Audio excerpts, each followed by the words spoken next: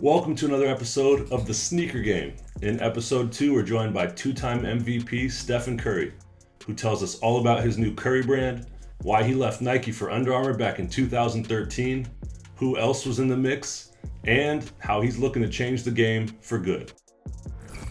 I gotta continue to do my job on the court, keep hooping at the highest level. I got a lot of years left, but I want Curry brand to outlive what that is. So I want to talk about Curry brand off top. This is such a unique setup where you get to launch your own Curry brand under Under Armour. Just walk me through what the starting points of that conversation was and how this all came to life. I mean, it's a dream come true, obviously. Anytime you're in a situation where you get to stand up your own brand, create your own vision, mission, and get to a point where you're creating, dope product, footwear, apparel, all of that. It's kind of surreal, but it's standing on the shoulders of 7+ years in the signature game with Under Armour and going through all the ups and downs, the wins, the losses, and learning the game. It's not an easy business to be in. We all know that. But I think being in a position where I can do something unique and special under Curry brand and make this something that'll live hopefully beyond my playing days will be a huge success. Break down the logo for me. How did it come about? And just how important was it to launch the Curry brand with a whole new identity around it too? I thought it was great to have a fresh start. I know everybody had the SC, AKA the Sports Center logo, which I heard a lot, but the SC30 logo. But we were, 7 signature shoes under that logo and had a lot of success with it, but I thought a fresh start under the Curry name, which there's kind of 2 parts to it. The brand logo has kind of a flare off of a lot of different, inspirations. My signature being one, you got the S, you got the C. Anybody who's seen my signature, I do the big S and C in there. But it's also kind of a play on the 3 symbol that is a huge part of my game and something that I've transformed on the court in terms of, what it means to shoot 3, volume, efficiency. You kind of got the higher arc here. It's kind of a nod to, the halo effect and even drawing inspiration and purpose from, my faith and just the overall presence within the game as well. So it's kind of a cool little collaboration of all those different type of inspirations. The Curry font, which is kind of dope because it's on the shoe box. All of the curves and the lines are the 3-point arc as a consistent thing. All of them have that subtle flair with the chord on there. So I thought that was pretty dope that we could bring that to the product and to the brand and kind of take it from there with a fresh start.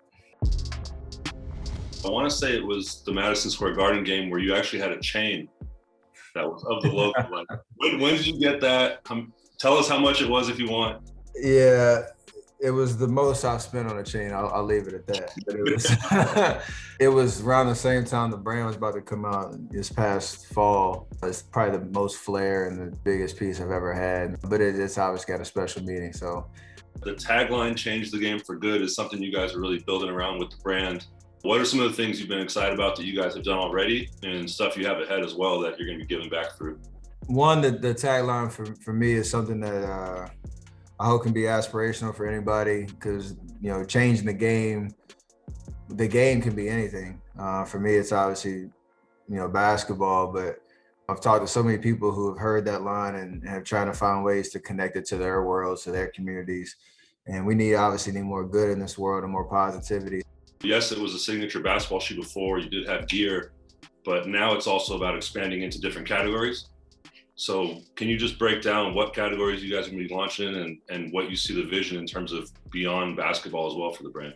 No doubt. The signature game, like you said, we've had our upper echelon on-court Curry line that, now in our 8th shoe. And then you can look at golf, which is obviously a huge passion of mine. We've done a couple capsules under the old SC30 Range Unlimited line, but now bringing that into Curry brand. We just launched our latest spring collection a couple of weeks ago, so that's open. And then down the road, towards the end of this year, we'll see some expressions in running and training and lifestyle as well in terms of some more versatile, product, footwear, and apparel that'll hopefully turn some heads, continue to show that we're driving innovation and, doing it in a way I think that's dope, but has a deeper story to tell. So yeah, cross-category situation that's going to be pretty cool. I know you guys definitely went after and tried to sign Sabrina last year. But have you already started to identify people you're looking to sign for this year ahead? And what's your strategy going to be in terms of who's the right fit for Curry Brand as an athlete? We want to compete, with the best, but I think we want to think about it differently in terms of how we can reach down even to the grassroots level, getting that validity with the consumer, with the next generation of trend makers and whatnot, and think outside the box in terms of not just having your traditional roster, but having your brand ambassadors, having inside and outside of sports, people that understand that they have a platform to impact, and using storytelling and product lines that can help amplify those messages. So one of the big things for the show is that we're, for each player, really talking about like the big decisions they had around certain shoe deals. So hearing from Kevin about, coincidentally enough, getting recruited by Under Armour in 2014, he was joking because he was like, I would have became the president of basketball, and I don't know what that would have meant for Steph at the time, and it kind of worked out for the best for both parties. But the year before that, in 2013 for you, what was just kind of your mindset going into that process? That was a wild summer. I mean, I was coming off first playoff appearance, just lost to San Antonio in the second round, I think. I kind of blast on the scene with the 54-point game and the hyperfuses I think I had on, and some other cool moments, with them.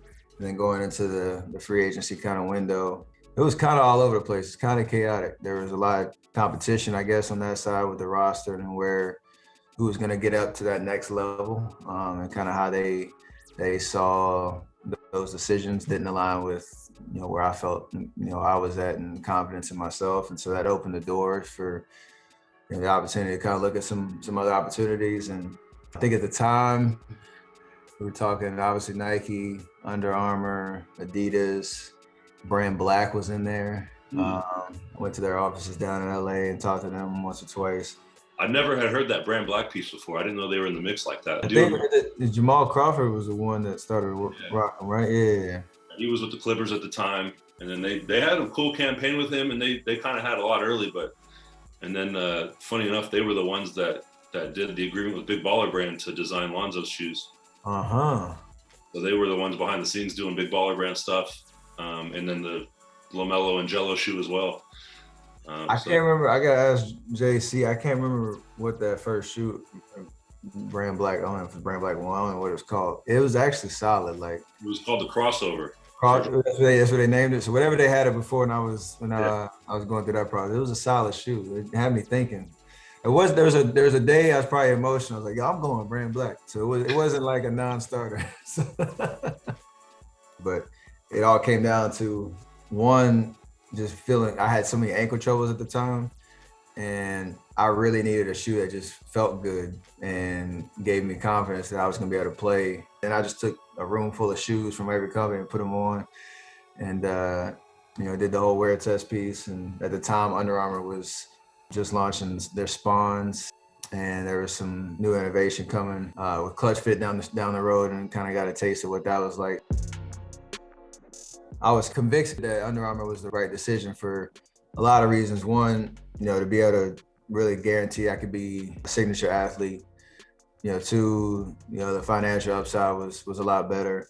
But then also, I'm competitive as hell. I'm in a situation where you're starting, they had a solid roster at the time, but I felt like you're basically starting something from scratch and being able to take Under Armour basketball to new heights, on my back, and with the team and the resource that we had. But my daughter Riley at the time was 2, and I was at my agent's house down in LA, and we were just kind of messing around. I had a bag full of all the shoes I was wear testing, and we were around. I was like getting to that final hour, like, hey, what you gonna do? And I was just messing around. So I said, Riley, come in here. Let me put all these shoes around. So I had a Nike, Adidas, a Brand Black, a Under Armour shoe. I had them all just like laying in the middle of the room. And I told her, go pick your favorite and hand it to daddy. And so little did I know her dramatic self, even at 2, she did the process of elimination. She didn't even just go for the first one. She's like, I'm gonna pick up all of them, look at them, and each one by one, she pick it up and she just throw it across the room.